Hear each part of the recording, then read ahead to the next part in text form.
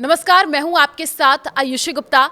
Israeli सेना की Gaza city में ताबड़तोड़ एयर स्ट्राइक और एक ही परिवार के 10 सदस्यों की दर्दनाक मौत हो गई। जी हां, गाजा पट्टी में इजराइल हमास संघर्ष ने मानवता को तार तार कर दिया है। पिछले 2 वर्षों से चले आ रहे इस खूनी खेल में हजारों निर्दोष जिंदगियां बिखर चुकी हैं। 14 सितंबर 2025 को जब दुनिया आर्थिक संकट और जलवायु परिवर्तन जैसे मुद्दों में उलझी हुई है, गाजा सिटी एक बार फिर इजरायली सेना के हवाई हमलों का शिकार बनी। इस ताबड़तोड़ एयर स्ट्राइक में अल सबरा इलाके में एक साधारण परिवार का घर तबाह हो गया, जिसमें एक ही परिवार के 10 सदस्यों की मौत हो गई। ये घटना न केवल एक परिवार की त्रासदी है, बल्कि पूरे फिलिस्तीनी समाज पर एक गहरा आघात है।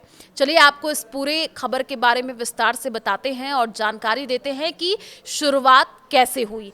तो एक अनंत युद्ध की शुरुआत, इजराइल और हमास के बीच का ये संघर्ष कोई नई बात नहीं है। 7 अक्टूबर 2023 को हमास के आश्चर्यजनक हमले से शुरू हुई ये जंग आज 2 वर्ष बाद भी थमने का नाम नहीं ले रही है। हमास ने उस हमले में इजराइल पर रॉकेट बरसाए और बंधकों को ले लिया, जिसमें लगभग 1200 इजरायली मारे गए। जवाब में इजराइल ने गाजा पर व्यापक हवाई हमले शुरू कर दिए, जो आज तक जारी है। गाजा, जो दुनिया का सबसे घनी आबादी वाला इलाका है, यहाँ 20 लाख से अधिक फिलिस्तीनी रहते हैं। इजराइल इसे हमास का गढ़ मानता है और दावा करता है कि उसके हमले आतंकवादी ठिकानों को निशाना बनाते हैं। लेकिन संयुक्त राष्ट्र और मानवाधिकार संगठनों के अनुसार इन हमलों में 90% से अधिक नागरिक, खासकर महिलाएं और बच्चे मारे जाते हैं। गाजा स्वास्थ्य मंत्रालय के आंकड़ों के मुताबिक युद्ध शुरू होने के बाद 58,000 से अधिक फिलिस्तीन मारे जा चुके हैं, जिनमें से आधे से ज्यादा बच्चे हैं। और इस संघर्ष में इजराइल ने गाजा पर नाकेबंदी बढ़ा दी है, जिसमें भोजन, दवा और ईंधन की भारी कमी हो गई है। लोग भूखे पेट सोते हैं, अस्पताल बिना बिजली के चलते हैं और स्कूल, मस्जिदें शरण स्थल बन चुकी हैं। हाल ही में अप्रैल 2025 में इजरायली सेना ने गाजा सिटी के स्कूल पर हमला किया, जिसमें 10 विस्थापित लोग मारे गए। इसी तरह जुलाई 2025 में एक परिवार के घर पर स्ट्राइक में 10 लोग सोते हुए मारे गए। ये घटना दर्शाती है कैसे निर्दोषों की जिंदगियां इस युद्ध की भेंट चढ़ चुकी हैं। आपको बता दें कि एक परिवार का घर, एक हवाई हमला 14 सितंबर 2025 की सुबह गाजा सिटी के अल सबरा इलाके में शांति का एक क्षण टूट गया। अल अशाब परिवार का घर, जो कभी बच्चों की हंसी से गूंजता था, इजरायली वायुसेना के एक सटीक मिसाइल हमले का शिकार बन गया। स्थानीय स्वास्थ्य अधिकारियों और नागरिक सुरक्षा दलों के अनुसार हमले में परिवार के 10 सदस्य मारे गए। इनमें महिलाएं, बच्चे और बुजुर्ग शामिल थे। परिवार के मुखिया अबू अल अशाब एक साधारण मजदूर थे, जो युद्ध से पहले गाजा के बाजारों में फल बेचा करते थे। हमले से पहले परिवार भूखा ही सोने की तैयारी कर रहा था। गाजा में भोजन संकट इतना गहरा है कि कई परिवार दिन में एक बार भी खाना नहीं खा पाते। रिश्तेदारों के मुताबिक बच्चे बिना रोटी के सोए थे। हमने सोचा था कि सुबह कुछ जुगाड़ हो जाएगा, लेकिन बम ने सब कुछ उड़ा दिया।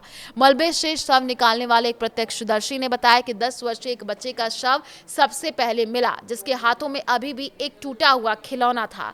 इजरायली सेना ने इस हमले पर टिप्पणी करते हुए कहा कि ये हमास के कमांडर के ठिकानों को निशाना बनाया गया था, लेकिन परिवार के बचे सदस्यों ने खारिज किया ये दावा। हमारा कोई हमास से संबंध नहीं था, हम सिर्फ जिंदा रहने की कोशिश कर रहे थे। एक बेटे ने अस्पताल के बाहर रोते हुए कहा, हमले के बाद अल शिफा अस्पताल में शवों की पहचान के लिए भीड़ लग गई। डॉक्टरों ने बताया ज्यादातर शवों पर गंभीर जलन के निशान थे, जो मिसाइल के फास्फोरस से बने हथियारों का संकेत देते हैं। ये घटना अकेली नहीं है। हाल ही में सितंबर 2025 में ही गाजा सिटी पर इजरायली हमलों ने 32 से अधिक लोग मार गिराए, जिनमें 12 बच्चे शामिल थे। इन हमलों ने पूरे इलाके को दहला दिया। लोग दक्षिण की ओर भाग रहे हैं, लेकिन वहां भी सुरक्षा की कोई गारंटी नहीं है। इजरायली का पक्ष क्या है? आतंकवाद के खिलाफ जंग या अंधाधुंध हमला? इजरायली सरकार का कहना है कि हमले हमास के बुनियादी ढांचे को नष्ट करने के लिए जरूरी हैं। प्रधानमंत्री बेंजामिन नेतन्याहू ने कहा, हम अपने नागरिकों की सुरक्षा के लिए कुछ भी करेंगे। हमास ने 59 बंधकों को अभी भी कैद रखा है। इजरायली सेना के प्रवक्ता ने बताया कि पिछले 24 घंटे में 120 से अधिक लक्ष्यों पर हमले किए गए, जिनमें सुरंगें, हथियार डिपो और आतंकी ठिकाने शामिल थे। लेकिन आलोचक इसे युद्ध अपराध मानते हैं। एमनेस्टी इंटरनेशनल जैसे संगठनों ने कहा, यह हमले अंतर्राष्ट्रीय अंतर्राष्ट्रीय कानून का उल्लंघन है क्योंकि वे नागरिक क्षेत्रों को निशाना बनाते हैं। संयुक्त राष्ट्र ने भी चेतावनी दी है कि गाजा में नरसंहार जैसी स्थिति बन रही है। इजराइल पर आरोप है कि उसके हमले हबसोरा नामक एआई सॉफ्टवेयर से निर्देशित होते हैं जो लक्ष्यों का चयन करते हैं लेकिन नागरिक हानि की परवाह नहीं करता। दूसरी ओर हमास का दावा है इजराइल की नाकाबंदी ने गाजा को बड़ी जेल बना दिया है। वे कहते हैं कि उनके लड़ाके इजरायली आक्रमण का जवाब दे रहे हैं लेकिन दोनों पक्षों के बीच चल रही ये जंग आम लोगों को ही निगल रही है।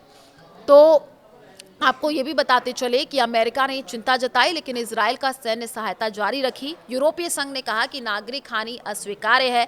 जॉर्डन और मिस्र जैसे अरब देशों ने युद्ध विराम की मांग की है लेकिन व्यावहारिक कदम क्या है? लगभग शून्य। कतर में चल रही मध्यस्थता वार्ता फिर ठप हो गई है। फिलिस्तीनी राष्ट्रपति महमूद अब्बास ने संयुक्त राष्ट्र महासभा में भाषण दिया, गाजा का खून हम सबका खून है। लेकिन महासभा में इजराइल के खिलाफ प्रस्ताव पास होते हैं पर वे बाध्यकारी नहीं। ईरान ने इजराइल पर हमले की धमकी दी लेकिन वो अभी तक सीमित रही। कुल मिलाकर अंतर्राष्ट्रीय समुदाय के शब्द तो हैं लेकिन कार्रवाई की कमी ने फिलिस्तीनियों को अकेला छोड़ दिया।